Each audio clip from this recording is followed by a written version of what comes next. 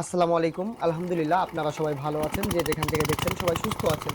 তো আমাদের ছোট যে ঘেরটার কথা বলি, আসলে এখানে হচ্ছে পানি কমে গেছে, তো এই কিছুদিন তো প্রচন্ড পরিমাণ হচ্ছে রোদ হচ্ছে, তারপর হুম, বৃষ্টিও নাই। তো এইজন্য পানি কমে যাওয়ার কারণে ওখানে যে মাছগুলো আছে ওখান থেকে কিছু, কিছু মাছ মারা যাচ্ছে। তো গতকালকে বিকালে এসে দেখছিলাম যে এখানে প্রায় ৪-৫ টার মতো মাছ পড়ে আছে আরকি পানির ভিতরে। তো এইজন্য হচ্ছে আজকে সকাল, সকাল শ্যালো মেশিন যেটা এটা হচ্ছে অন্য জায়গাতে ছিল। তো সেখান থেকে আরকি আমাদের ছোট যে ঘেরটা এটার পাশে হচ্ছে অন্য একটা পুকুর আছে, সেখানে আমরা নিয়ে আসছি। তো এখান থেকে হচ্ছে আরকি আমরা পানিটা আমাদের যে ঘের আরকি ওখানে দিব।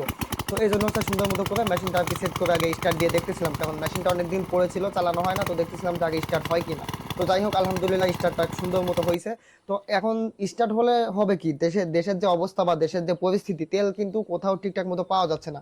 সকালবেলা পাম্পে গেছি, মাত্র ২ লিটার তেল দিছে। এখন দেখেন আমার কিন্তু এখানে ইঞ্জিন চালানোর প্রয়োজন ৫-৬ ঘন্টা বা তারও বেশি সময় লাগবে। ঠিক আছে? তো এখন ২ লিটার তেলে তো আমার চাহিদা পূরণ হচ্ছে না। তো দেশের যে অবস্থা জানি না কতদূর কি হবে বা কোন পর্যায়ে আমরা পৌঁছাবো। তো যাই হোক দেখেন সুন্দর মতো কিন্তু আমরা মেশিনটা স্টার্ট দিয়ে চেক করে নেওয়ার পর হচ্ছে পানি দিয়ে আরকি ভর্তি করে নিচ্ছিলাম, ওটা যে সেচ পাইপ থাকে। তো সেচ পাইপে ভর্তি করে নেওয়ার পর তারপর হচ্ছে সুন্দর মতো করে স্টার্ট দিলাম। তো যাই হোক ১ম বার হচ্ছে চেষ্টা করার পর পানি উঠছিল না। পরবর্তীতে চেষ্টা করার পর যাই হোক আমরা পানি উঠাতে সক্ষম হই আলহামদুলিল্লাহ। তো ওইভাবে করেই হচ্ছে আরকি সুন্দর মতো করে মেশিন দিয়ে আরকি পানি দিয়ে দিচ্ছিলাম। তো আমি আপনাদের এখানে আরেকটা কথা বলি, আপনাদের যাদের মাছের পুকুর বা মাছের ঘের আছে আপনারা অবশ্যই, যেহেতু এখন গরম পড়তেছে, তো যদিও দূরে হয় তো আপনারা প্রত্যেকদিন খোঁজ নেওয়ার চেষ্টা করবেন। তাইলে দেখা যাচ্ছে ওইখানে পুকুরের পানির অবস্থা কি বা মাছের কোন কি অবস্থা আছে বা কোনো সমস্যা হচ্ছে কিনা সেটা হচ্ছে আপনারা যাচাই বাছাই করতে পারবেন। তো আমরা হচ্ছে এখান থেকে মেশিন প্রায় ৫-৬ ঘন্টার মতো চালাইছি। যাই হোক অন্যত্র তেল আমরা বাইরে থেকে আবার ব্যবস্থা করে এনে চালাইছি। যার কারণে হচ্ছে আমরা আমাদের পর্যাপ্ত যে পরিমাণ পানি দেওয়া প্রয়োজন ছিল সেই পরিমাণ পানি আমরা দিতে পারছি। যাই হোক আলহামদুলিল্লাহ। ওকে,